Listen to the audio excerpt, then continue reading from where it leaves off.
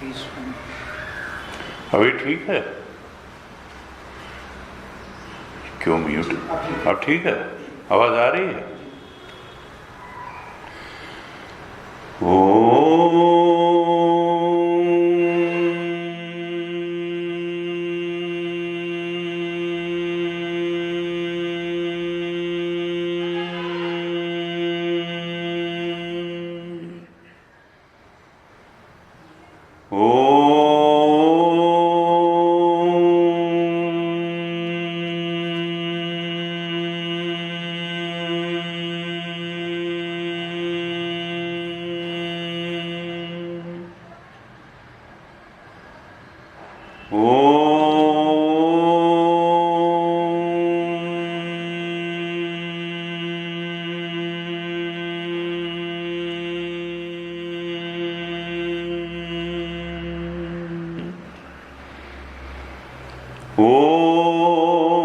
सहनाववतु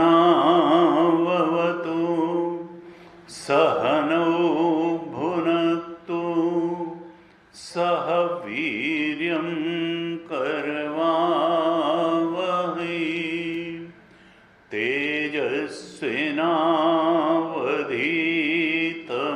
तेजस्विनावधीतमस्तु मा विद्विषावहै।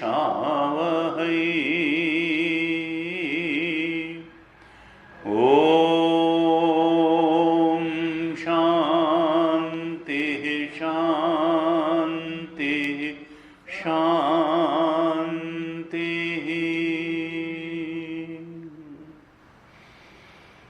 सदाशिवसमारम्भां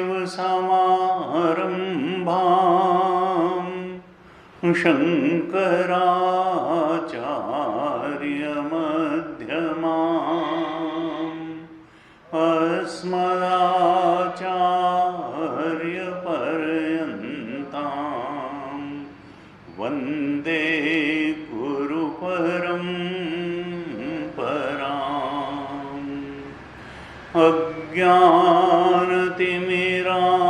अज्ञानतिमिरान्धस्य ज्ञानाञ्जनशलाकया चक्षुरुन्मीलितं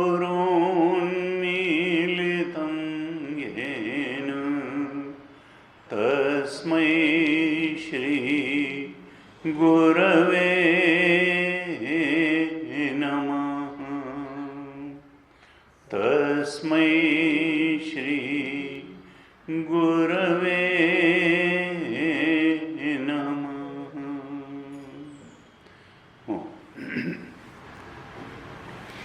शांति मंत्र का पाठ करेंगे। आवाज नहीं है?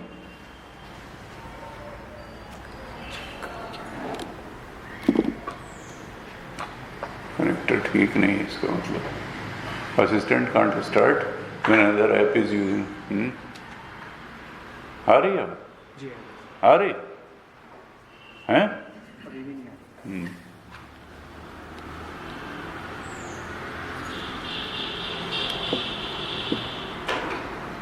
निकालो। हरिओम हरिओम हरिओम। आ रही है? ये तो ठीक ही आ रही है। बिना कनेक्टेड। हाँ, तो क्या जरूरत है इसकी?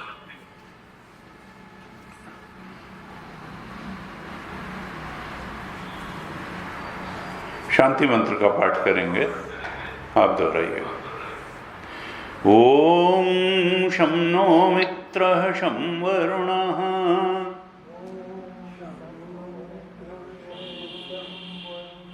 शं नो भवत्वर्यमा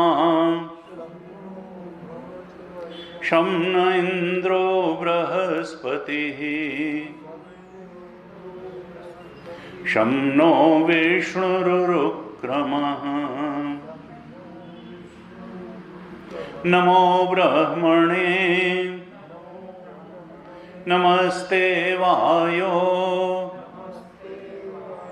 त्वमेव प्रत्यक्षं ब्रह्मासि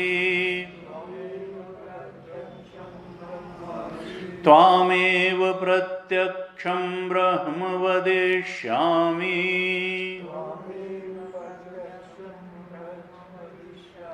ऋतं वदिष्यामि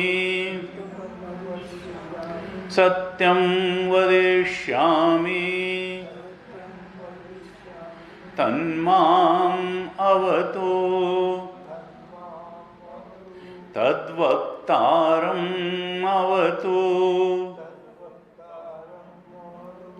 अवतु माम् अवतु वक्तारम्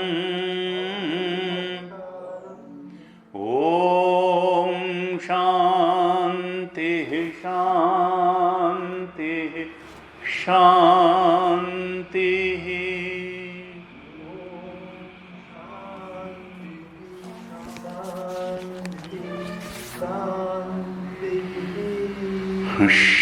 षष्ठम अनुवाक का पाठ करेंगे, आप दोहराइए छठे अनुवाक का। असन्नेव स भवति असद्ब्रह्मेति वेद चेत् अस्ति ब्रह्मेति चेद्वेद सन्तमेनं ततो विदुरिति तस्यैष एव शारीर आत्मा यः पूर्वस्य अथातोऽनुप्रश्नाः उता विद्वानमुं लोकं प्रेत्य कश्चन गच्छति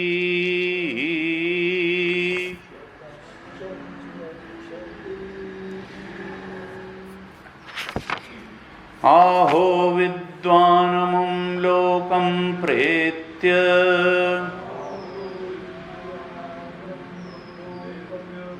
कश्चित् समश्नुता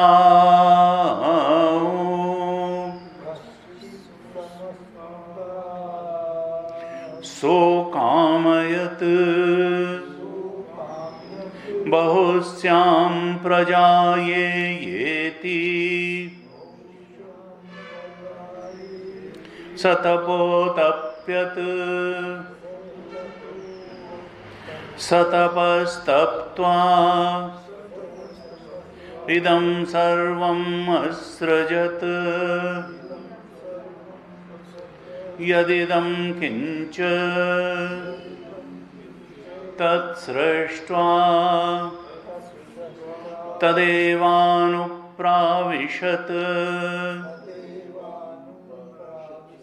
तद् अनुप्रविश्य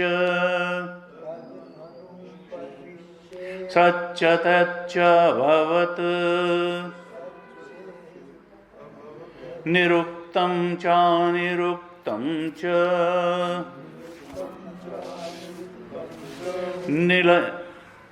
निलयनं चानिलयनं च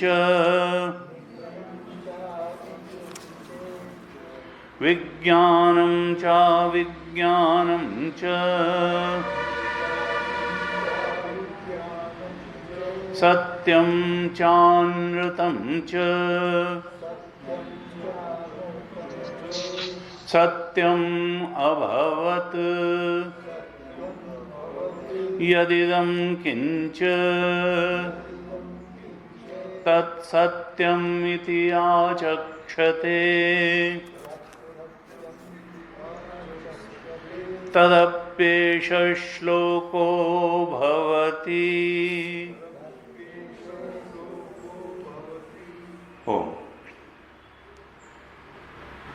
ब्रह्मानंद वल्ली के छठे अनुवाक पर हम विचार कर रहे हैं और करीब करीब इस वल्ली में जो दीर्घ भाष्य भगवान शंकराचार्य ने लिखा उस पर पूरा ही विचार हमने कर लिया। अब उसके अंतिम भाग में हम हैं और ये अंतिम बात क्या है? प्रवेश श्रुति। पहली बात जो इस छठे अनुवाक में मूलभूत बात श्रुति माता ने ही कही कि असद ब्रह्मेति वेद चेत। अगर कोई मानता है कि ब्रह्म नहीं है, कुछ लोग नास्तिक होते हैं ना कि हम भगवान को नहीं मानते, तो भगवान तो चेतन है। श्रुति कहती है असत ब्रह्मेति वेद चेत, तो असन्नेव स भवति। अगर कोई कहता है कि ब्रह्म नहीं है, ईश्वर नहीं है, परमात्मा नहीं है, तो मानो वो अपने को ही नकार रहा है। चेतना को कौन नकार सकता है? हमारा ये शरीर पंचभूत का बना हुआ है। अगर इसमें थोड़ी पृथ्वी तत्व है, थोड़ा इसमें जल तत्व है, थोड़ा अग्नि तत्व है, थोड़ा वायु तत्व है, थोड़ा आकाश तत्व है, तो इसका मतलब क्या है कि अगर इंडिविजुअलिटी बनी है, हमारा व्यक्तित्व बना है, इन पंचभूतों से ये शरीर बना है, तो कहीं इनकी समष्टि भी है। अगर हमारे इसमें थोड़ा पृथ्वी तत्व है तो कहीं पृथ्वी की समष्टि है, कहीं अगर हमारे इस शरीर में थोड़ा जल है और जल की हमको आवश्यकता भी पड़ती है, पृथ्वी यानी भोजन तत्व, भोजन की भी आवश्यकता पड़ती है, सांस लेने वायु की भी आवश्यकता पड़ती है, टेम्परेचर मेंटेन करने की भी, और आकाश में तो हम रहते हैं, अंदर भी आकाश है। अगर थोड़े पंचभूत की हमें आवश्यकता है और थोड़े पंचभूत से हमारा ये पंचकोश बने हैं, हमारा शरीर बना है, तो कहीं निश्चित रूप से इन पंचभूतों की समष्टि भी है, कहीं समुद्र भी है, कहीं आकाश की समष्टि है, कहीं वायु की समष्टि है। हमें भले सांस लेने के लिए थोड़े से वायु तत्व की आवश्यकता हो, थोड़े जल की आवश्यकता हो, थोड़ी। तो कहा कि जब पंचभूतों के बारे में ये है कि यथा पिंडे तथा ब्रह्मांडे, थोड़ा अगर हमारे पास है तो ये इस बात का प्रमाण है कि कहीं समष्टि है। तो अगर ये जीव चेतन हमारे पास है, व्यष्टि चेतन हमारे पास है, तो फिर समष्टि चेतन को हम कैसे नकार सकते हैं? ये तो मूर्खता के अलावा कुछ नहीं है कि कहना कि नहीं व्यष्टि चेतन तो है और समष्टि चेतन है ही नहीं, जीव चेतन तो है और परमात्मा चेतन है ही नहीं, जीव तो है और ब्रह्म है ही नहीं। ये अकल की कमी है, विचारशीलता की कमी है, इंटेलिजेंस की कमी है, श्रद्धा की कमी है, स्वीकृति की कमी है, विचारशीलता की कमी है। मान्यताओं में जी रहे हैं और गलत मान्यताओं में जी रहे हैं। इसी कारण कहते हैं कि जीव तो है, जीव चेतन तो है, परमात्मा चेतन नहीं है। हमारे अंदर तो चेतन है और ब्रह्म चेतन नहीं है। इस शरीर का आधार तो जीव चेतन है, लेकिन इस सृष्टि का आधार ब्रह्म चेतन नहीं है। कहा असन्य, वो तो मानो अपने को ही नकार रहा है। अगर कोई ब्रह्म को नकार रहा है, ब्रह्म की सत्ता को नकार रहा है, ब्रह्म की चेतनता को नकार रहा है, ब्रह्म के आनंद को नकार रहा है, तो मानो वो अपनी चेतनता को, अपनी सत्ता को और अपने आनंद को नकार रहा है। ये कैसे हो सकता है कि इंडिविजुअलिटी तो हो और टोटलिटी न हो? ये तो जो है ये विचारशीलता नहीं है और यही बंधन का कारण है। अविचार कर दो। हम श्रुति मतास्तर का, अगर श्रुति के अनुसार तर्क करते हुए चलेंगे तो सत्य पर, परम सत्य पर निश्चित पहुंच जाएंगे। तो पहली बात इस छठे अनुवाक में ब्रह्मानंद वल्ली के श्रुति माता ने अनुग्रह करके बताई कि देखो, जो अपने आप को जो नकारता है ब्रह्म को, वो मानो स्वयं ही असत हो जाता है, अपने को ही नकार देता है। तो इसलिए फिर कहा कि हमको जीवन में किस प्रकार से दृष्टि बना करके चलना चाहिए कि अस्ति ब्रह्म इति चेद वेद, हमको ईश्वर परमात्मा ब्रह्म है ऐसा मान करके ही जीवन जीना चाहिए। इसी दृष्टि से जीवन जीना चाहिए। ये नास्तिक होना मूर्खता का प्रमाण है, विद्वत्ता का प्रमाण नहीं है। ये अविचारशीलता का प्रमाण है, ये विचारशीलता का प्रमाण नहीं है। अस्ति ब्रह्म है चेद वेद। क्यों? क्योंकि अगर ब्रह्म है, ईश्वर है, परमात्मा है, यह मान्यता लेकर के हम नहीं चलेंगे तो फिर कहा जो ये मान्यता लेकर के चलता है संतम एनम ततः विदुः इति, वो संतत्व के मार्ग पर चलता है, जो ईश्वर है, ब्रह्म है, परमात्मा है, ये मान करके चलेगा, तो फिर वो अगर समाज से नहीं डरेगा, कानून से नहीं डरेगा, तो कम से कम ईश्वर से तो डरेगा। और ईश्वर से डरे बिना सन्मार्ग पर चलना बहुत संभव नहीं है।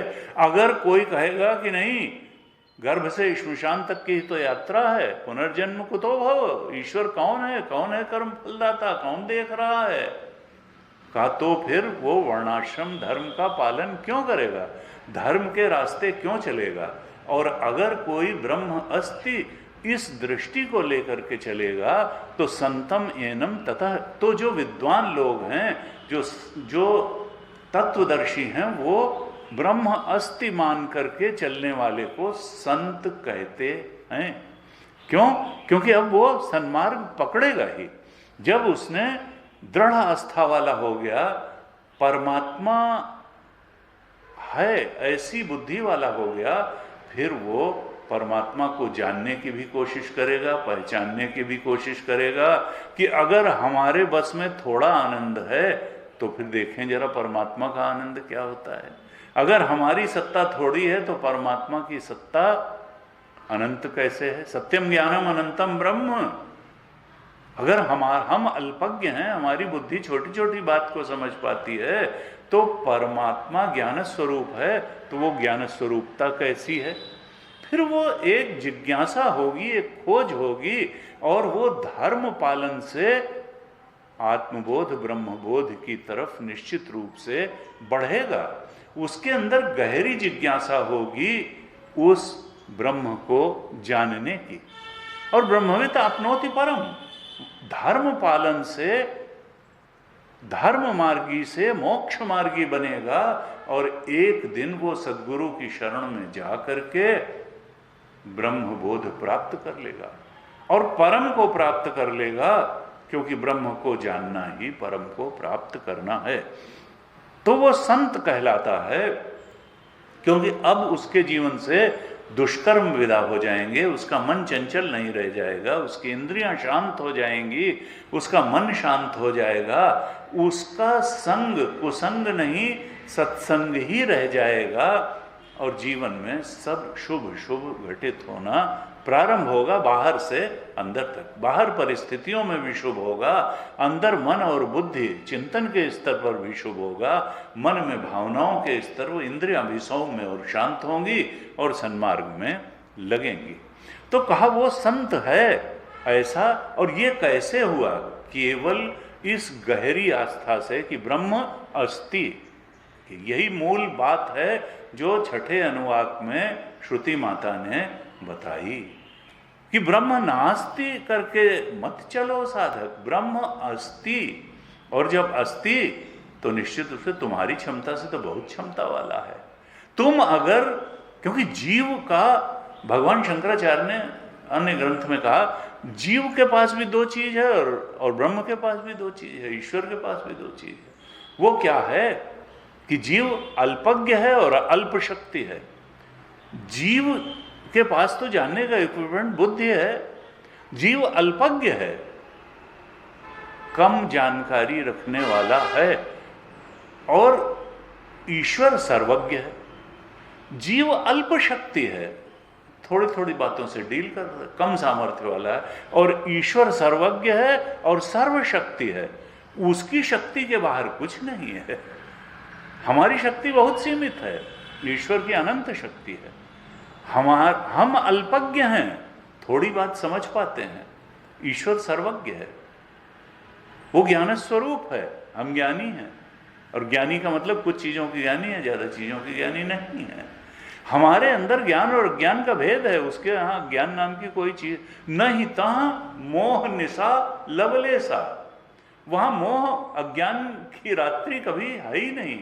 वो नहीं कहता कि मैं इस चीज को नहीं जानता हूं और इस चीज को जानता हूं, तो सर्वज्ञ है, उससे कुछ छुपा नहीं है, अंदर से बाहर तक सब कुछ जानता है, सबका प्रकाशक है, सबका अधिष्ठान है।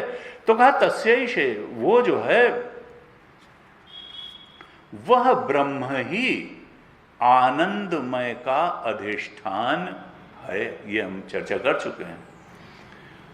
अब दो प्रश्न उठे कि अगर ऐसा है तो जो अविद्वान है वो उसको प्राप्त करेगा कि नहीं, और विद्वान प्राप्त करेगा नहीं। अगर विद्वान प्राप्त करेगा तो क्यों प्राप्त करेगा, और विद्वान नहीं प्राप्त करेगा तो क्यों नहीं।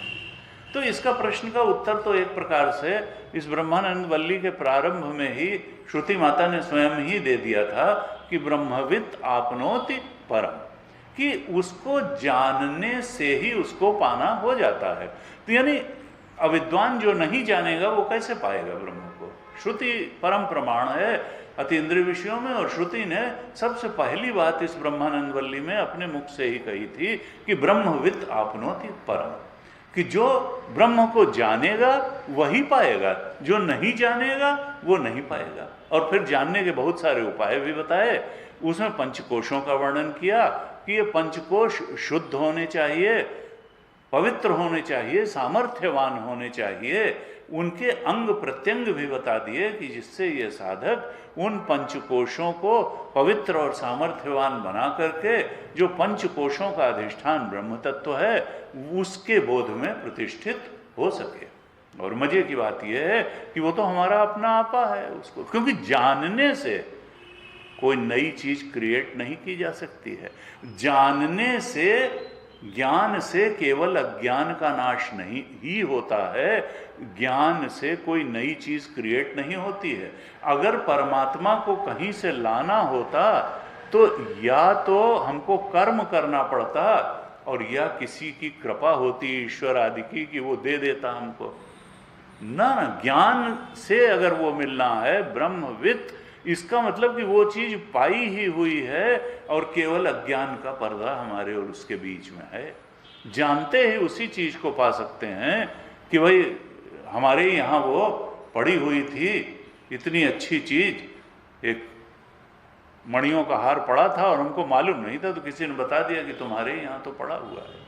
तो जानने से, और नहीं अगर होता तो या तो हमको कहीं से लाना पड़ता या कोई कृपा करके हमको देता। तो मुक्ति इसीलिए कहा कि न तो ईश्वर की कृपा से मुक्ति मिलती है और न सत्कर्म से मुक्ति मिलती है। इनके अपने अपने फायदे हैं। सत्कर्म से अंतःकरण शुद्ध होगा और ईश्वर की कृपा से भी हमारा चित्त एकाग्र होगा।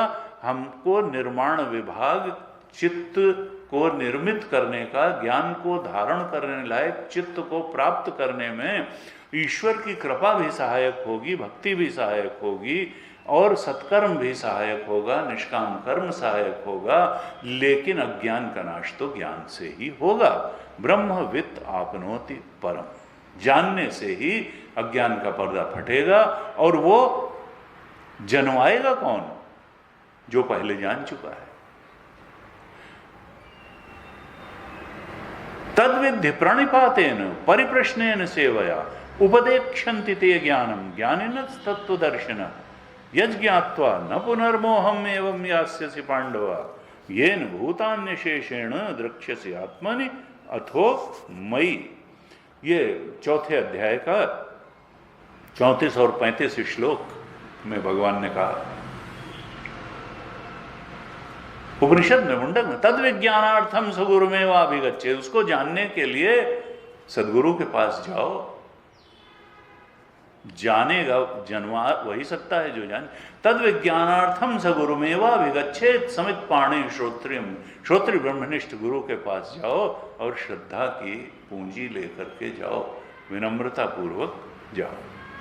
तो इस प्रकार से ये छठे अनुवाक में बताया कि जाएगा वही जो जानेगा। अविद्वान नहीं पाएगा, विद्वान ही उसको पाएगा। उसके बाद में कहा सो कामयत बहुत श्याम प्रजा ये थी, उसने कामना की कि मैं बहुत हो जाऊं। अब कामना का स्वरूप क्या था ये हमने विस्तार से इस पर चर्चा की। उसमें बहुभवन का स्वरूप क्या है इसकी भी चर्चा की। कामना, परमात्मा में कोई कामना नहीं हुई, बल्कि प्राणियों के कर्मों की अपेक्षा से उसमें माया में ही परिणमन हुआ। ब्रह्म बहुत नहीं हो गया, माया में ही अनेकता हुई, प्रकृति में ही परिणमन हुआ, और बहुभवन ब्रह्म में नहीं हुआ, माया में हुआ, त्रिगुण में हुआ।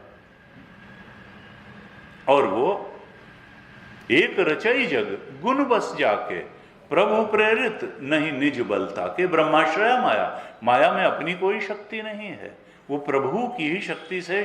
और शक्ति और शक्तिमान वास्तव में कभी अलग होते ही नहीं है। शिव पार्वती एक है, सीताराम एक है, राधा कृष्ण एक है। शक्ति हमेशा शक्तिमान की हो।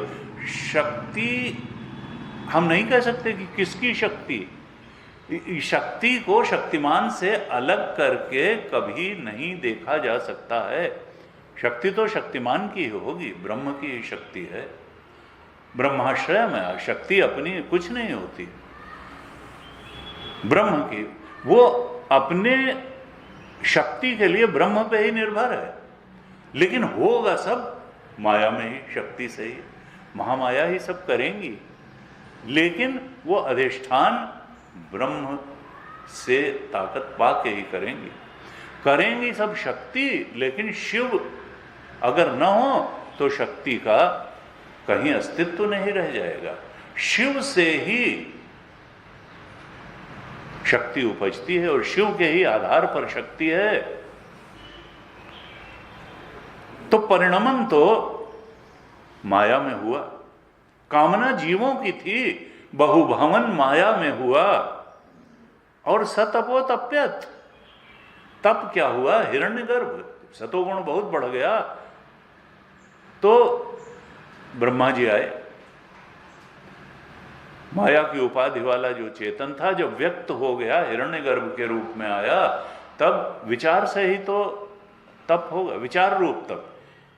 मनसस्य इंद्रियाणाम ऐकाग्रम परमम तपः। वेदांत कहता है मन और इंद्रियों की एकाग्रता ही परम तप है। शरीर के तप को वेदांत बहुत महत्व नहीं देता है। मन और इंद्रियों की एकाग्रता यही परम तप है। हम, क्योंकि ये ज्ञान मार्ग है, विचार का मार्ग है। जब हम किसी निश्चित लक्ष्य पर विचार करते हैं, एकाग्रता करते हैं, इंद्रियों की भी और मन की भी, तो वो सब्जेक्ट अपने को हमारी बुद्धि में रिवील कर देता है। यही ब्रह्मबोध में भी है। संसार को जानने का भी यही उपाय है, मनसस्य इंद्रियाणाम ऐकाग्रम। इसी तप द्वारा सारी डिस्कवरीज भी हुई, इन्वेंशंस हुए, और इसी तप के द्वारा, मन और चित्त के एकाग्रता के रूपी तप द्वारा हम ब्रह्मबोध तक भी पहुंच सकते हैं। जिस पर हम एकाग्र करेंगे वह ऑब्जेक्ट अपने ट्रुथ को हमारी बुद्धि में रिवील करेगा, ओपन कर देगा अपनी, वो छुपा नहीं सकता है। शायर ने कहा जब तू ही तू है तो क्यों पर्दा करके बैठा है। वो पर्दा करके बैठा है लेकिन है वही वही। तो उस पर्दे को फाड़ने के लिए हमको भी विचार रूप तप करना पड़ेगा, और उसने विचार रूप तप करके ही सृष्टि को रचा। सतपस तप्त्वा इदम, उसने देखा कि पूर्व सृष्टि कैसी थी और उस हिसाब से जीवों को उनके शरीर देने के लिए शरीरों की रचना की और भोग देने के लिए इस संसार की रचना की। यदिदम किंच, जो कुछ भी है सब कुछ उसने रचा, और फिर तत्सृष्ट्वा तदेवानुप्रविशत, ये सब रच करके वो उसमें प्रविष्ट हो गया। तद अनुप्रविश्य, और प्रविष्ट होकर के क्या हुआ, फिर कहा यदिदम किंच, जो कुछ भी है वो सब कुछ हो गया। वो सब, और तुलसीदास जी ने लिखा सब रूप वही, सब होय न गो। अगर उसमें कोई परिवर्तन ही नहीं हुआ और वो सब कुछ बन भी गया तो इसका मतलब क्या है कि वो बिना कुछ हुए सब कुछ हो गया। अहम सर्वस्य प्रभव मत्तः सर्वं प्रवर्तते इति मत्वा भजन्ते माम बुधा भाव समन्विता। अहम सर्वस्य प्रभव, मैं ही सब कुछ की उत्पत्ति का कारण हूं, और मत्तः सर्वम, मुझी से सब कुछ ताकत पाता है, प्रवर्तित है। ये जान करके जो बुद्धिमान लोग हैं भाव सहित मुझे बचते हैं। और कहा अहम कर्तारपमाम विद्धि अकर्तारम अव्ययम। चौथे अध्याय के 13वें श्लोक में भगवान ने कहा, ये जो 4 वर्ण हैं, इस पर कभी चर्चा करेंगे बाद में, बहुत कंफ्यूजन है लोगों को कि ये बड़ी गंदी बात है, देखो 4 वर्ण की बात करी जाती है। गुरु जी कहते थे कि देखो वर्णाश्रम व्यवस्था को, वर्ण व्यवस्था थी, उसको जाति संघर्ष का नाम दे दिया पॉलिटिशियंस की कृपा से। ये तो देवर कॉम्प्लीमेंट्री टू ईच अदर, न कि राइवल थे। ये जो है भगवान की बनाई चीज को इंसान मिटा दे, रिजर्वेशन दे करके और ये करके वो करके, कम्युनिज्म लाके, इट इज जस्ट इम्पॉसिबल। भगवान की बनाई चीज को मिटाना संसारियों के वश की बात नहीं है। और भगवान ने चौथे अध्याय के 13वें श्लोक में कहा, चातुर्वर्ण्य मया सृष्टम गुण कर्म, मैंने ही 4 वर्णों की रचना की है। और कैसे की? अलटप्पू नहीं करी, गुण और कर्म के अनुसार, त्रिगुण की स्थिति के अनुसार की, कर्म के अनुसार की। किसके लिए कौन कैसे कर्म करके आया है और कौन कैसे कर्म में स्वाभाविक किसका रुझान होगा। तो ब्राह्मण का सात्विकता ज्यादा होगी तो सात्विक कर्म में होगा, क्षत्रिय का रजोगुणी कर्मों में होगा, वैश्य का बिजनेस आदि में होगा, और शूद्र सेवा कार्य में उसका स्वाभाविक रुझान होगा। वो इंडस्ट्री नहीं बहुत बड़ी लगा सकता है टाटा बिरला की तरीके से, हाँ वो जा करके उसमें काम करके तनख्वाह लेके अपना परिवार जरूर पालेगा। तो ये एक्सपेक्ट करना कि सबकी कैपेबिलिटी आप एक नहीं कर सकते हैं। पूर्व जन्मों से यानी कौन क्या क्या करके आया है, कोई बहुत जल्दी और जो स्वाभाविक रुझान होता है उसमें व्यक्ति बहुत जल्दी प्रगति करता है। कोई व्यक्ति, तेजवान जी कहते हैं, अगर तमोगुण डोमिनेटेड है तो समझ ले वेदांत, कभी नहीं समझ पाएगा। रजोगुणी वाला थोड़ा थोड़ा समझ पाएगा और सतोगुणी वाला तो उसके अलावा कुछ समझने की कोशिश ही नहीं करेगा, अगर सात्विकता बहुत होगी। तो ये भगवान ने कहा कि चातुर्वर्ण्य मया सृष्ट गुण कर्म विभागशः, गुण और कर्मों के अनुसार, सतोगुण रजोगुण तमोगुण डोमिनेशन किसका है उसके अनुसार मैंने 4 वर्णों की रचना की।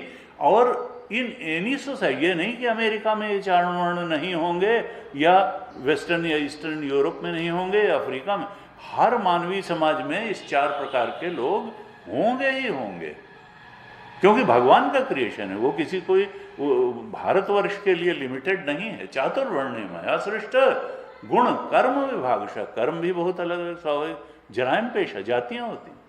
हमारे यहाँ मुसलमानों में कहते हैं कि गद्दी, और यहाँ एक पासी जाति हुआ करती थी। तो अंग्रेजों ने कुछ जब लिस्ट बनाई जातियों की, तो इस तरह से कुछ जातियों को कहा जराइम पेशा, यानी ये लोग ना नौकरी करेंगे, ना ये लोग खेती करेंगे, ना ये लोग पशुपालन करेंगे, ये केवल जो है लूट करके छीन करके इसी तरह से अपनी जीविका चलाएंगे। उनका पेशा ही यही है कि रात में किसी से छीन लिया कुछ। तो ये these are the natural instincts, इस तरह से बाहर। तो भगवान ने कहा कि मैंने रचा 4 जातियों को, गुण कर्म विभागशः। लेकिन दूसरी लाइन असल में ज़्यादा, ये तो क्षेपक आ गया बीच में। दूसरी लाइन में बताना चाह रहा था इस 4 अध्याय के 13वें श्लोक की, कि भगवान ने कहा कि तस्य कर्तारम अपि माम, इन सब का कर्ता मैं हूं, लेकिन क्या मैं वास्तव में करता हूं? कहा विद्धि अकर्तारम अव्ययम, मुझे ये सब करता होते हुए तुम अकर्ता ही जानो और अव्यय। मैं परिणमित नहीं हुआ कि मैंने कुछ करने में कोई शक्ति खर्च की या कोई जो है मैंने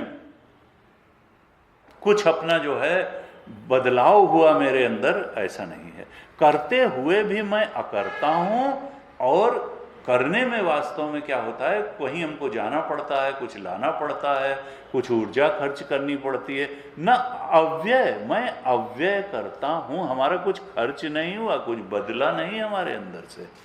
तो भगवान तो बदलते नहीं, ब्रह्म तो बदलता नहीं है, बदलाव होता है केवल माया में, त्रिगुण में। ये वर्ण, अगर 4 वर्ण की रचना की तो त्रिगुण में बदलाव के कारण ही की। कहा ये रच करके यदिदम किंच, जो कुछ भी था उस सब को रच करके फिर वह परमेश्वर उसने क्या किया, वो प्रविष्ट हो गया, उसी में प्रविष्ट हो गया, अपनी रचना में प्रविष्ट हो गया। तो हम चर्चा क्या कर रहे थे कि प्रवेश श्रुति कैसी है, प्रवेश किस प्रकार का हुआ।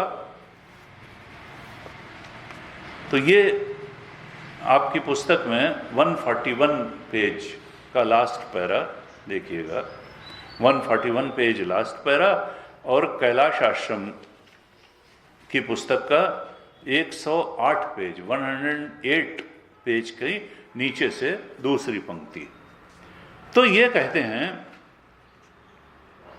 कि देखो, भगवान शंकराचार्य कहते हैं, नहीं, कहते हैं नहीं आत्मनः अन्यत अनात्म भूतम तत् प्रविभक्त देश कालम सूक्ष्मम व्यवहितम विप्रकृष्टम भूतम भवत भविष्यत वा वस्तु विद्यते। कहते देखो, आत्मा से भिन्न देश काल में रहने वाली या ऐसी चीज जो आत्मा से कुछ अलग हो, ऐसी कोई वस्तु, आत्मा से दूर कोई वस्तु न वर्तमान में है। भूतम भवत भविष्यत वा, न तो वर्तमान की कोई चीज आत्मा से अलग है, न भूतकाल की कोई वस्तु आत्मा से अलग थी, न भविष्य में होने वाली कोई चीज आत्मा से अलग होगी, आत्मा से व्यतिरिक्त होगी। आत्मा से भिन्न न कोई देश है, न कोई काल है, और न कोई वस्तु है। यानी क्या कहना चाहते हैं कि जितने भी नाम रूप हैं, चाहे भूतकाल के हों, वर्तमान के या भविष्य के, उनको सत्ता देने वाला कौन है? ब्रह्मणा एव आत्मवती, नाम रूपे सर्वावस्थे ब्रह्मणा एव आत्मवती न ब्रह्म तदात्मकम। जितनी भी वस्तुएं हैं वो सब उस ब्रह्म की सत्ता से ही आत्मवान हैं। जो हमको लगता है कि हम हैं, या गाड़ी है या हाल है, ये सत्ता का जो बोध होता है, तो ये सत्ता कहां से आई? कहा ये ब्रह्म से ही आई है। अस्ति भाति प्रियम नाम, ये अस्ति भाति प्रियम ब्रह्म से आया, केवल नाम रूप में भेद है। अस्ति भाति प्रियम ब्रह्म तो सबका अधिष्ठान है। तो कहा कि संपूर्ण नाम रूप में जो सत्ता है, जो गुरु जी कहते थे भाई इस भाषा को आपको सीखना होगा कि हम आत्मवान हैं, तो किसकी सत्ता से हम आत्मवान हैं, सत्तावान हैं? ब्रह्म की सत्ता से। जितने भी नाम रूप हैं वो ब्रह्म की सत्ता से ही सत्तावान हैं, आत्मवान हैं। लेकिन एक मजेदार बात कही, लेकिन ब्रह्म तद्रूप नहीं है। सब रूप वही, सब होय न गो, सब रूप ब्रह्म की सत्ता से ही सत्तावान है, लेकिन ब्रह्म उन नाम रूप हो नहीं गया। ये विचित्र बात लगती है, लेकिन अब यही सत्य है और इसी को समझना है। 9वें अध्याय के 4-5वें श्लोक में गीता जी के भगवान ने यही बात बहुत खोल करके वहां भी कही स्पष्ट रूप से। 9वें अध्याय का 4 और 5वां श्लोक, भगवान ने कहा मया ततम इदम सर्वम जगद अव्यक्त मूर्तिना, मया ततम इदम सर्वम, ये जगत में जो कुछ भी है, ततम का मतलब व्याप्त, मेरे द्वारा जगत में सब कुछ व्याप्त है। जगत में यत्किंच, जो कुछ भी जगत में है, सृष्टि में है, वो सब मेरे द्वारा व्याप्त है, यानी ब्रह्म की सत्ता से ही आत्मवान है, सत्तावान है। और मैं कैसा हूं? अव्यक्त मूर्ति ना, लेकिन मुझको देख नहीं पाओगे जगत में कि ब्रह्म कहाँ है, और मेरे से ही सत्तावान है। मया ततम इदम, मैं इस जगत के कण कण में, क्षण क्षण में व्याप्त हूं, मेरी ही सत्ता से आत्मवान है। और लेकिन सब कुछ, सर्वम मया ततम इदम सर्वम, जो इदम इदम करके हमको मालूम पड़ता है, जगत ही तो मालूम पड़ता है, अंदर से बाहर तक चेतना के अलावा जो कुछ भी है वो सब इदम है। चाहे मन है, मन के भावनाएं हैं या विचार हैं, उन सब में कहा मैं ही व्याप्त हूं, लेकिन उनमें मेरा सच्चा स्वरूप अनुभव में नहीं आ सकता, क्योंकि मैं अव्यक्त ही उनमें व्याप्त होते हुए भी मैं अव्यक्त ही बना रहता हूं। मया ततम इदम सर्वम जगत अव्यक्त मूर्तिना। और फिर कहा मत स्थानि सर्वभूतानि, सब भूत मुझ में ही स्थित हैं, लेकिन न च अहम तेषु अवस्थिता, लेकिन मैं उनमें स्थित नहीं हूं। यानी ब्रह्म में सारे, आकाश में सारे भूत स्थित हैं। जैसे आकाश सबको सत्ता देता है, तो ब्रह्म तो क्या है, आत्मा कैसा है, नित्य असंग है, अपरिणामी है, वो किसी के अंदर नहीं घुसा हुआ है। और यहां तो कहते हैं प्रवेश श्रुति में कि वो घुस गया। तो अब भी बताएंगे प्रवेश श्रुति का उपाय है कि भाई घुसा भी, और उसने वो कहा कि एक बार कहा मया तथा, मैं सब कुछ में व्याप्त हूं, और फिर कहा कि मत स्थानि सर्वभूतानि, स्टेटमेंट बिल्कुल बदल दिया भगवान ने कि न चाहम तेषु अवस्थिता, आकाशवत असंग होने के कारण मैं भूतों में स्थित नहीं हूं। एक लाइन में कहा तो कहें कि अब इसमें अगर कोई लॉजिकल, बहुत वेस्टर्न साइकोलॉजी और लॉजिक वाला व्यक्ति होगा, कहेगा ये मूर्ख का प्रलाप है। इसीलिए कह दिया कई वेस्टर्न थिंकर्स ने कि ये जो है, ये गडरिये लोग जाते थे और इस तरीके की उपनिषद की बातें करते थे, ये जो है उन्हीं का जो हर्ड होता था भेड़ों का, तो ये गडरियां का है, ये इलॉजिकल बातें। कि एक लाइन में कहा कि मत स्थान सर्वभूतानि, और दूसरी लाइन में कह दिया न चा अहम तेषु अवस्थिता, मैं तो उनमें स्थित ही नहीं हूं, एक बार कहा सब कुछ मुझसे ही व्याप्त है। लेकिन यही तो हमारा है, असंग होते हुए भी हम तो अपने को बॉडी समझते हैं, लेकिन चेतना तो बिल्कुल अलग चीज है शरीर से, और शरीर के मरने से चेतना मरेगी नहीं, लेकिन शरीर इसीलिए चेतन है क्योंकि इसमें चेतना है। वो असंग और अपरिणामी चेतन, उसकी वजह से ही सब कुछ सत्तावान है। इस कारण हम यह भी कहेंगे कि शरीर में चेतना व्याप्त है, लेकिन फिर शरीर और चेतना बहुत अलग अलग चीज है। चेतना का शरीर से कुछ लेना देना ही नहीं है। चेतना तो एकदम अलग चीज है और शरीर तो जड़ है। तो जड़ और चेतन मिल नहीं सकते, लेकिन फिर भी चेतन इस सारे जड़ का आधार है, लेकिन चेतन जड़ बना भी नहीं है। मया ततमिदं सर्वं जगद अव्यक्त मूर्तिना मत्स्थानि सर्वभूतानि न चाहम तेषु अवस्थिता। फिर 5वें श्लोक में कहा न च मत्स्थानि भूतानि पश्य में योगमैश्वरम, कि मुझ में कोई भूत नहीं है, मैं तो जैसा हूं वैसा ही हूं। एक बार कहा मत्स्थानि सर्वभूतानि, फिर कहा न च मत्स्थानि भूतानि। 5वें में कह दिया मेरे में कोई भूत नहीं है। ब्रह्म दृष्टि से देखेंगे तो कहीं कुछ है नहीं। ज्ञानी की दृष्टि में मायाजाल नहीं है। जागने के बाद हम भी जान लेते हैं कि सपना दिखते समय भी कुछ था वा नहीं। ऐसे ही आत्मा में जागने के बाद ज्ञानी जान लेता है कि ये जागृत अवस्था, स्वप्न अवस्था और सुषुप्ति अवस्था ये कुछ थी भी नहीं। हाँ, उस समय अज्ञान दशा में जरूर दिख रही थी और दिख ही नहीं रही थी, सबसे ज्यादा महत्वपूर्ण भी लग रही थी। स्वप्न में स्वप्न बहुत महत्वपूर्ण लग रहा था, जागृत में जागृत बहुत महत्वपूर्ण लग रहा था, लेकिन वास्तव में तो आत्मा ही सत्य था। वो सब जागृत की सृष्टि कहीं थी ही नहीं, ना उसके भूत कहीं थे, वो तो सब चेतन का खेल था। स्वप्न की सृष्टि चेतन का खेल थी और जागृत की सृष्टि भी चेतन का ही खेल है। वस्तु स्थिति क्या है कि एक चेतन के अलावा कुछ है ही नहीं। तुलसीदास अच्युत विलास जग, बूझत बूझत बूझ है, साधो कहिए जड़ विलास नहीं। रघुपति भगति वारि छालित जल, बिनु प्रयास ही सूझे, और तुलसीदास यह चिद विलास जग।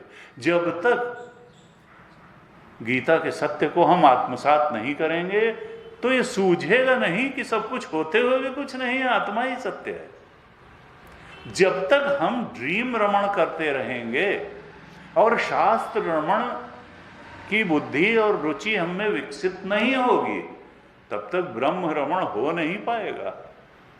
पहले तो ये ड्रीम रमण को थोड़ा थोड़ा कम करें। अगर समझें कि ये ड्रीम है और कुछ है नहीं, तो फिर उसमें इंटरेस्ट क्या लेना। इंटरेस्ट तो उसमें लो जो इंटरेस्ट लेने लायक है। रिमेंबर उसको करो जो रिमेंबर करने लायक है। इमेजिनेशन उसमें रखो जो इमेजिन करने लायक है।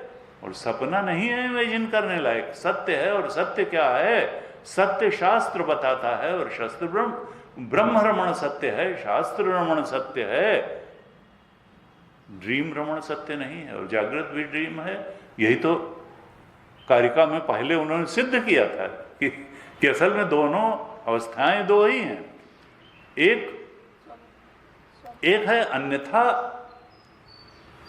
प्रतीति और एक है अप्रतीति। डीप स्लीप तो जानते नहीं है, अविद्या है, कुछ नहीं जानते। और ये बिल्कुल अन्यथा प्रतीति है। उस चेतन की अन्यथा प्रतीति स्वप्न की भी सृष्टि है और उसी चेतन की अन्यथा प्रतीति जागृत की भी सृष्टि है।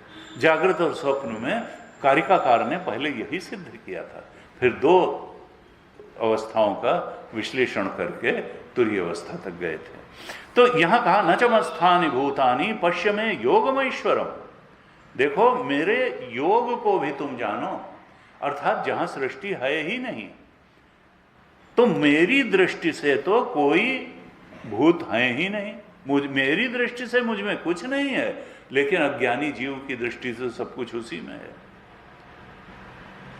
तो मेरे योग को भी जानो, मेरे शुद्ध स्वरूप को भी जानो, मेरे सच्चिदानंद स्वरूप को भी जानो। और ये पूरी सृष्टि मेरा ऐश्वर्य ही है, तो मेरे ऐश्वर्य को भी जानो।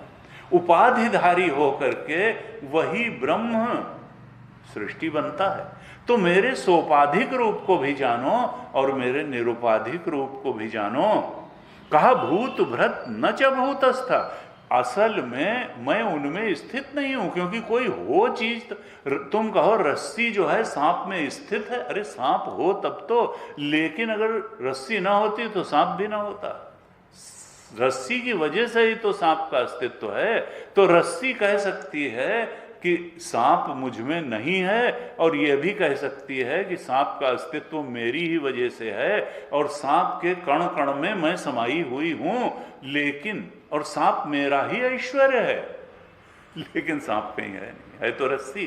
तो हमें सांप की मिथ्या दृष्टि, अज्ञान दृष्टि के कारण वही रस्सी जो सांप दिखती है, वही चेतन जो जगत दिखता है, जो जागृत और स्वप्न की, उसको भेद करके अस्ति भाति प्रियम ब्रह्म को जानना, यही श्रुति का उद्देश्य है, यही छठे अनुवाद का भी उद्देश्य है। तो कहा कि देखो जितने भी नाम रूप हैं वो सब ब्रह्म से ही आत्मवान हैं, लेकिन ब्रह्म तद्रूप नहीं है। क्यों? भगवान शंकराचार्य ने इसके आगे कहा कि ब्रह्म का निषेध करने पर वो रह ही नहीं सकते, इसी से वजह से वो तद्रूप कहे। रस्सी को अगर हटा दोगे तो सांप कहीं रह ही नहीं जाएगा, यद्यपि सांप से डर भी लग रहा है, दिख भी रहा है, सब है, व्यवहार भी हो रहा है, लेकिन ब्रह्म का निषेध करने पर वो नहीं रह सकते। इसलिए कहा है कि ब्रह्म मया ततमिदम सर्वम, ब्रह्म तद्रूप है। कहा इन उपाधियों को धारण करके, देखिए हमें, हमारे पास क्या है, त्रैत है, हम हैं ज्ञाता और संसार है ज्ञेय, और हमें होता है उसका ज्ञान। तो ज्ञाता, ज्ञेय और ज्ञान, इसी में तो हमारी जिंदगी चलती है। बाहर एक से एक परिस्थितियां होती हैं, उनके सबके हम ज्ञाता होते हैं। वो ज्ञेय है, परिस्थितियां बाहर ज्ञेय हैं, ये फूल ज्ञेय है, हम ज्ञाता हैं और हमको इसका ज्ञान हो रहा है। तो ज्ञाता, ज्ञेय, ज्ञान, ये त्रैत में ही हमारा जीवन चलता है जब तक हम अज्ञान दशा में हैं। जब तक हम अपनी ज्ञान स्वरूपता को नहीं जानते हैं तब तक ज्ञाता, ज्ञान और ज्ञेय, और वही अगर सब हो गया है तो वो ब्रह्म ही ज्ञाता भी बना है, वही ज्ञेय भी बना है और वही ब्रह्म ज्ञान भी बना है। ये तीनों रूप ब्रह्म ही बना है। और कैसे बना? कहा उपाधिधारी हो करके। ताभ्याम च उपाधिभ्याम ज्ञातृ ज्ञेय ज्ञान शब्दार्थ आदि सर्व संव्यवहार भाग ब्रह्म। इस प्रकार से कहा कि उपाधिधारी हो करके वही ब्रह्म ज्ञाता, ज्ञेय और ज्ञान रूप बन जाता है, अर्थात सब प्रकार के व्यवहार का पात्र बनता है। सब प्रकार का जो व्यवहार, और भगवान शंकराचार्य ने ब्रह्मसूत्र भाष्य में तो बहुत स्पष्ट रूप से कह दिया था, कई बार हम कोट भी किए कि अहम इदम मम इदम, नैसर्गिको अहम, आत्मा का आत्मा के साथ कोई व्यवहार नहीं होता। जब आत्मा या ब्रह्म उपाधिधारी होता है, जीव बनता है, शरीरधारी होता है, तभी फिर वो जीव, शरीरधारी जीव ही, केवल जीव भी एक दूसरे के साथ व्यवहार नहीं कर सकता। जब जीव व्यावहारिक कब बनता है? जब उसको शरीर मिलता है। इसीलिए अज्ञान दशा में जब जीव निकल करके चला जाता है एक शरीर से, तो छटपटाता है दूसरा शरीर पाने के लिए कि करीब कुछ व्यवहार तो हो, क्योंकि व्यवहार होगा तभी सुख दुख की अनुभूति होगी, तभी उसकी इच्छाओं की पूर्ति होगी, तभी वासनाओं को अभिव्यक्त होने का अवसर मिलेगा और परिस्थितियों को भोगने का अवसर मिलेगा। इसलिए जीव शरीर धारण के लिए लालायित रहता है, इच्छा के अनुसार शरीर मिलता है। और भगवान ने जो इच्छा करी हो मन माही, तुम कह जग दुर्लभ कछु नाही, और जाकर सत्य सनेहु, सोते ही मिले न कछु संदेहु। इसीलिए अगला शरीर भी इच्छानुसार मिल जाता है, और इस जीवन में भी जो कुछ चाहोगे। तो why not the best, why don't you desire for the best? फिर ब्रह्म स्वरूप के बोध की ही इच्छा क्यों न की जाए? छोटी छोटी बातों की और छोटे छोटे सुखों की इच्छा क्यों की जाए? ब्रह्मानंद और ब्रह्म ज्ञान की ही इच्छा क्यों न की जाए? छोटी बातों से जीवन में क्यों समझौता किया जाए? इसी के लिए श्रुति और गीता उपदेश कर रहे हैं भगवान कृष्ण कि know your self, know your self, know your परमात्म स्वरूप। और ये कैसे होगा? शास्त्र रमण से ही ब्रह्म रमण हो पाएगा, नहीं तो इस ड्रीम वर्ल्ड में ही रमण होता रहेगा। सपने में ही क्या रमण करते रहना? सत्य में रमण करना, ब्रह्म में रमण करना, परमात्मा स्वरूप में रमण करना। लेकिन ज्ञाता, ज्ञेय और ज्ञान के बिना व्यवहार तो हो नहीं पाएगा, और उपाधिधारी होकर वही ब्रह्म ज्ञाता, ज्ञेय और ज्ञान रूप बन करके व्यवहार का पात्र बनता है। इसके बाद भगवान शंकराचार्य ने भाष्य लिखा। हम बीच में तप और आदि पर विचार कर चुके हैं। अब हम देखेंगे ये 142 पेज पर लास्ट पैरा, 142 पेज का लास्ट पैरा, और कैलाश आश्रम की किताब में 109 पेज का सेकंड पैरा। यहाँ गीता प्रेस की किताब में 142 पेज का अंतिम पैरा। कहते हैं तत्र से एतत् चिंत्यम कथम अनुप्राविशत इति। अब यहाँ ये विचारना है कि उसने सब कुछ जब रच दिया तो उसने जो अनुप्रवेश किया, सब कुछ रच करके जो उसमें प्रवेश किया, तो वो प्रवेश किस प्रकार का था? कुछ और बन करके प्रवेश किया या जिस रूप में वो था उसी रूप में प्रवेश किया? इस पर विचार करना है। तो 5, 6, 7 इसमें पूर्व पक्ष उठाए हैं भगवान शंकराचार्य ने कि उसका प्रवेश किस प्रकार का है। तो पहले कहते हैं, हम इस पर थोड़ी चर्चा कर भी चुके हैं, कि पूर्ण परिणामवाद, ये ब्रह्म जो है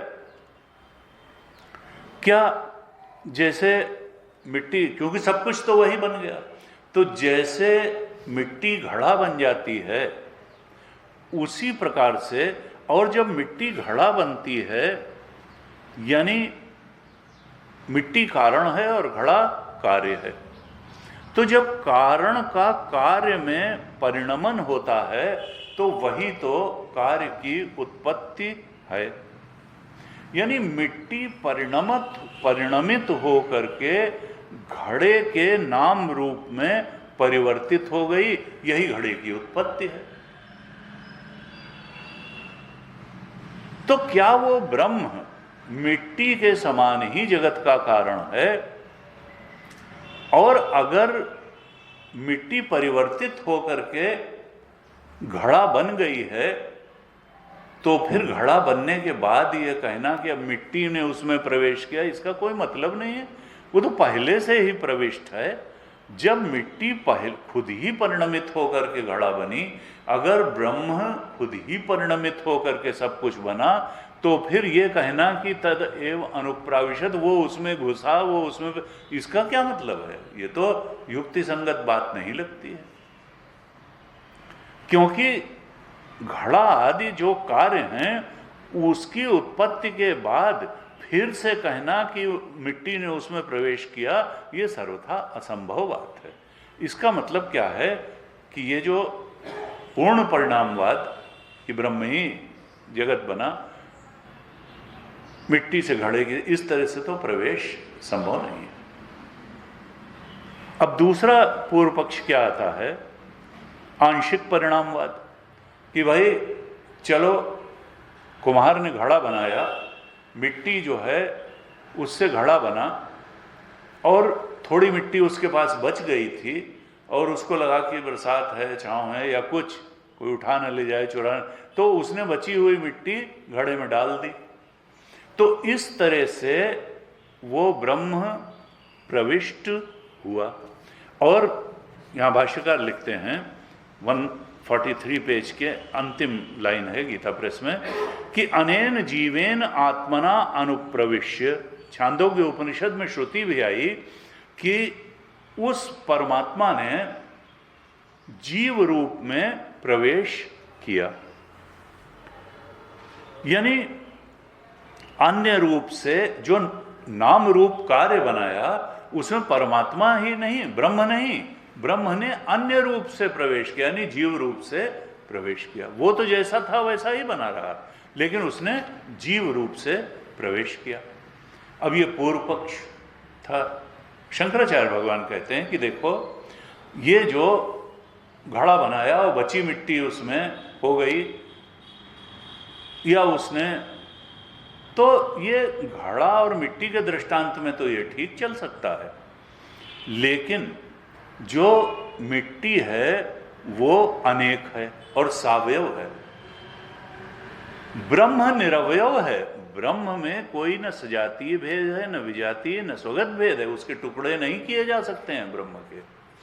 तो ये कहना कि कुछ ब्रह्म घड़ा बन गया और कुछ ब्रह्म बच गया, जो कि जिसने कि प्रवेश किया, ये सब बेकार की बात है भाई। मृत्तिका अनेक है और सावयव है, इसलिए घट में चूर्ण रूप से उसका प्रवेश करना संभव है, लेकिन आत्मा एक है, निरवयव है, और ऐसा कोई देश नहीं है जो वहाँ वो पहले से ही न हो और वो प्रवेश कर जाए। इसलिए ये घड़े में मिट्टी के प्रवेश करने वाला दृष्टांत भी चलेगा नहीं। अब तीसरा पक्ष आया कहा सावयव का सावयव में प्रवेश, कि जैसे मुख में हाथ प्रवेश करे, इस प्रकार से जो नाम रूप कार्य है उसमें जीव रूप से उसने प्रवेश किया। नाम रूप कार्य मान लिया शरीर है, 3 शरीर हैं, ये नाम रूप कार्य में उसने पहले तो बनाया और फिर उसमें जीव रूप से, यानी सावयव का सावयव में प्रवेश। अब भगवान शंकराचार्य कहते हैं कि देखो ये भी संभव नहीं है। क्यों? क्योंकि ब्रह्म के टुकड़े हो ही नहीं सकते। ब्रह्म से शून्य कोई देश नहीं है, ऐसा कोई देश नहीं है, ऐसी कोई जगह नहीं है जहां वो प्रविष्ट न हो। इसलिए जब वो पहले से ही है तो जीव रूप में उसका प्रवेश करना संभव नहीं है। घड़ा बनाओगे तो घड़े में आकाश तो पहले से ही है, वो महाकाश को ही तुम घड़े में घटाकाश कह दोगे, कमरे में मठाकाश कह दोगे, उसके कहाँ टुकड़े हो सकते हैं। तो जीव वो जो है मुख में हाथ में प्रवेश के समान भी उसका प्रवेश करना संभव नहीं है। फिर चौथा पूर्व पक्ष आता है कि कार्य ने ही कारण में प्रवेश किया। ये 144 के एकदम अंत में और 145 के शुरू में कहा पूर्व पक्षी कि भाई फिर ये मानना पड़ेगा कि जीवात्मा ने ही कारण में प्रवेश किया, यानी कार्य ने ही कारण में प्रवेश किया। जीव अगर कार्य है तो उसने कारण ब्रह्म में प्रवेश किया। भगवान शंकराचार्य कहते हैं कि ये तो संभव ही नहीं है, क्योंकि जीव अगर ब्रह्म में प्रवेश कर लेगा तो वो तो जीवत्व को ही त्याग देगा। अगर घड़ा मिट्टी में प्रवेश कर लेगा तो वो अपने घटत्व को ही त्याग देगा, फिर वो उसमें काहे का प्रवेश और कैसा प्रवेश। दूसरे श्रुति क्या कहती है? श्रुति कहती है कि इदम सर्वम असृजत यदिदम किंच, उसने तो ये सब कुछ रचा, जो कुछ भी था वो रचा, और तत्सृष्ट्वा तद एव अनुप्रविशत, अर्थात उस प्रभु ने, परमात्मा ने, ब्रह्म ने सब कुछ रचा और उस रचे हुए कार्य में कारण ब्रह्म ने ही प्रवेश किया, न कि कार्य ने कारण में प्रवेश किया। तो श्रुति ही जब कह रही है कि कारण ने ही प्रवेश किया, कारण ब्रह्म ने सब कुछ रचा, श्रुति नहीं कहती है कि कार्य ने कारण में, तो श्रुति तो परम प्रमाण है, तो श्रुति मत से भी कारण में अनुप्रवेश संभव नहीं है। ये चौथा हो। पांचवा पूर्व पक्ष आता है। अब पूर्व पक्ष कहता है अच्छा तो फिर ये माने कि प्रवेश कैसा होगा कि कार्य का कार्यांतर में प्रवेश हो, यानी जीवात्मा नामक जो कार्य है उसने शरीर नामक कार्यांतर में प्रवेश किया। एक कार्य ने दूसरे कार्य में प्रवेश किया, तो जीव भी उसका कार्य है और शरीर भी उसका कार्य है। तो एक कार्य ने कार्यांतर दूसरे कार्य में प्रवेश किया। जीव रूप कार्य ने शरीर रूप दूसरे कार्य में प्रवेश किया। इस प्रकार का प्रवेश माने तो वो ब्रह्म ही जीव बना, वो ब्रह्म ही शरीर भी बना, और जीव रूप कार्य ने शरीर रूप कार्यांतर में प्रवेश किया। भगवान शंकराचार्य कहते हैं ना, तुम्हारा ये इस प्रकार का प्रवेश भी मान्य नहीं है, तुम कल्पना कर रहे हो। क्यों? क्योंकि कार्यांतर में कहीं प्रविष्ट हुआ नहीं देखा जाता। ये कहीं नहीं देखा जाता कि एक घड़ा दूसरे घड़े में प्रवेश कर गया। एक घड़ा कहीं दूसरे घड़े में प्रवेश करता है। और फिर कहा कि देखो ये जो जीव रूप कार्य है वो नाम रूप शरीर रूप कार्य से बिल्कुल भिन्न है। अगर इसने उसमें प्रवेश कर लिया और उससे एक में खो गया तो फिर उससे कभी छूट नहीं पाएगा। तो जीव रूप कार्य की शरीर रूप कार्यांतर में अगर तुम बिल्कुल प्रवेश ही मान लोगे तो फिर जीव का मोक्ष ही संभव नहीं रह जाएगा। तो जिस संघात से जीव को छूटना है और ब्रह्मत्व के बोध को प्राप्त करना है, अगर श्रुति का सारी विवक्षा क्या है, श्रुति का उद्देश्य क्या है कि जीव संघात से अपने को अलग जान ले, इन तीन शरीरों से चेतन की अलग सत्ता है इस बात को जान ले, तो जिससे उसको छूटना है तुम तो उसी को प्राप्त कराए दे रहे हो। कार्य को कार्यांतर में प्रवेश करने से फिर जीव का चेतन अगर जड़ में ही एक में एक हो जाएगा तो फिर जीव का मोक्ष कैसे होगा। कहा जिससे छूटना है उसी संघात को प्राप्त कराते हो नाम रूप में, ये तो ठीक नहीं है। फिर भगवान शंकराचार्य कहते हैं न ही शंखला पत्ति बद्ध से तस्करा दे, अगर कोई चोर जंजीर में बांध लिया जाता है तो वो जंजीर रूप थोड़ो हो जाता है। ये जीव अगर तीन शरीरों में चेतन बंध गया है तो वो शरीर रूप थोड़ो हो जाएगा। जंजीर में बंधा हुआ चोर जंजीर में घुस थोड़ो जाता है या जंजीर रूप थोड़ो हो जाता है, केवल बंधा ही तो है जंजीर में। जब जंजीर से खुलेगा तो फिर अपना स्वतंत्र हो जाएगा। इस प्रकार से ये पांचवा पक्ष आया, भगवान शंकराचार्य ने इसको भी नकार दिया। अब छठा पूर्व पक्ष आता है कि देखो, पूर्व पक्षी कहता है कि वही ब्रह्म बाह्य और अंतर के भेद से परिणत हो गया। वही ब्रह्म बाह्य यानी आधार और अंतर का मतलब आधेय, आधार और आधेय। जैसे घड़ा है आधार और उसमें जल भर दिया गया तो वो हो गया आधेय। घड़ा क्या है, बाहर है और आधार है, और उसके अंदर अगर जल भर दिया गया तो वो आधेय है और अंदर है। तो बाहर और ये शरीर जो है वो क्या है, ये आधार है और बाहर है, और इसमें जो जीव है वो आधेय है और अंदर है। तो ये ब्रह्म ही शरीर बन गया, आधार बन गया, जो बाहर है वो बन गया, और वो ब्रह्म ही आधेय बन गया अर्थात जीव बन गया जो अंदर है। इस प्रकार से अगर प्रवेश को कहा जाए कि शरीर रूप जो बाहर आधार है वो भी ब्रह्म बन गया, और जो जीव रूप आधेय अंदर है वो भी वही ब्रह्म हो गया। इस प्रकार से ब्रह्म ने सब में प्रवेश किया। तो कहते हैं भगवान शंकराचार्य की नहीं, देखो प्रवेश उसी का हो सकता है जो बाहर हो। जैसे कहते हैं कि घर बनवाया और फिर गृह प्रवेश किया, जो बाहर होगा वही अंदर प्रवेश करेगा। जो पहले से ही अंतर्वर्ती है, जो पहले से ही जीव अंदर है, आधेय है, वो कैसे प्रवेश करेगा? जो अंदर है पहले से ही वो प्रवेश कैसे? जीव अगर पहले से ही भीतर है तो फिर वो भीतर कैसे प्रवेश करेगा? प्रवेश तो बाहर रहने वाले पदार्थ का ही हो सकता है। जो जिसके भीतर स्थित है पहले से ही वो उसमें प्रविष्ट हुआ, ऐसा नहीं कहा जा सकता है। क्योंकि लोक में भी देखा जाता है कि जो प्रवेश का अर्थ होता है कि घर बना के प्रवेश, यानी बाहर थे तब तो प्रवेश किया। ये छठा। एक अंतिम पूर्व पक्ष भी देख लेते हैं। कहा अंतिम पूर्व पक्ष सातवां है कि भाई पूर्व पक्षी कहता है कि जल में सूर्य के प्रतिबिंब के समान उसने प्रवेश किया। कैसे प्रवेश किया ब्रह्म ने सृष्टि में? जैसे जल में सूर्य का प्रतिबिंब प्रवेश करता है ऐसे उसने प्रवेश किया।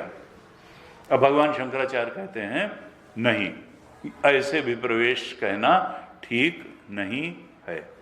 अब उसके लिए तीन हेतु भी देते हैं। पहले कहते हैं कि भाई ठीक है, सूर्य का प्रतिबिंब जल में पड़ता है तो सूर्य अलग एक सत्ता है, जल अलग सत्ता है। जल में प्रतिबिंबन की क्षमता है और सूर्य में प्रतिबिंबित होने की क्षमता है, तो प्रतिबिंब पड़ जाता है। सूर्य भी मूर्त है और जल भी मूर्त है।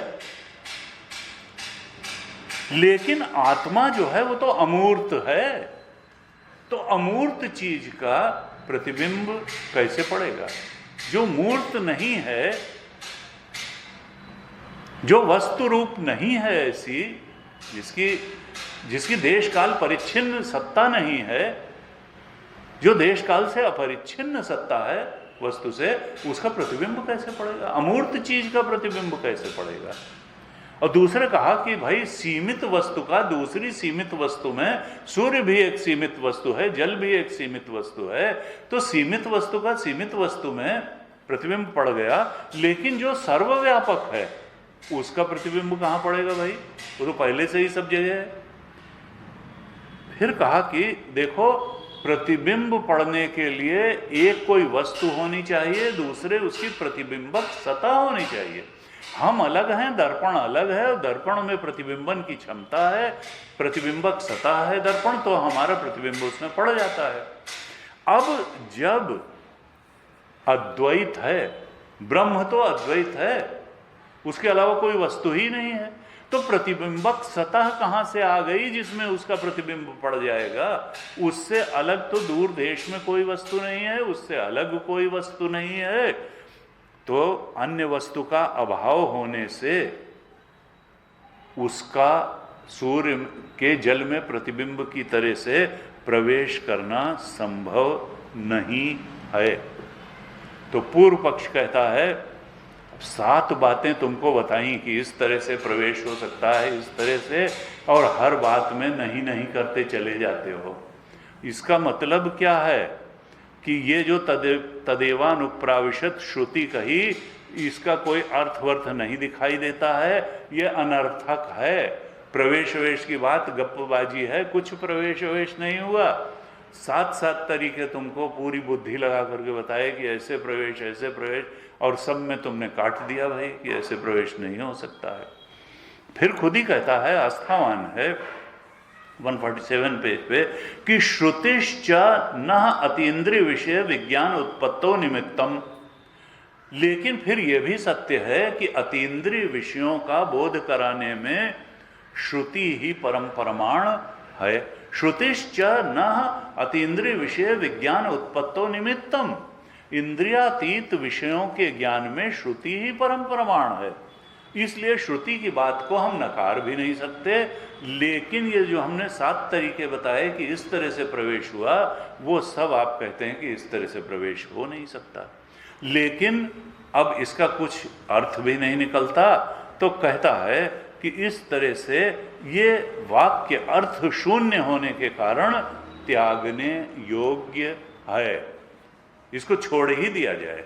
यद्यपि श्रुति परम प्रमाण है, लेकिन जब इसका कोई लॉजिक ही नहीं निकल रहा है, इस श्रुति की कोई गति नहीं दिखाई दे रही, कोई अर्थ नहीं, तो इसको छोड़ो, हटाओ इसको। अब शंकराचार्य भगवान कहते हैं कि नहीं, अब वो बताएंगे कि कैसे इसका अर्थ बहुत सार्थक है, उस अर्थ को निकाला जा सकता है। हम इसको अगली कक्षा में देखेंगे कि इसका कितना गूढ़ अर्थ है तदेवानुप्राविशत, और किस प्रकार से प्रवेश की मीमांसा भगवान शंकराचार्य करते हैं। ओम पूर्णमदः पूर्णमिदं पूर्णात् पूर्णमुदच्यते पूर्णस्य पूर्णमादाय पूर्णमेवावशिष्यते। ओम शांति शांति शांति। हरि ओम। श्री गुरुभ्यो नमः। हरि ओम।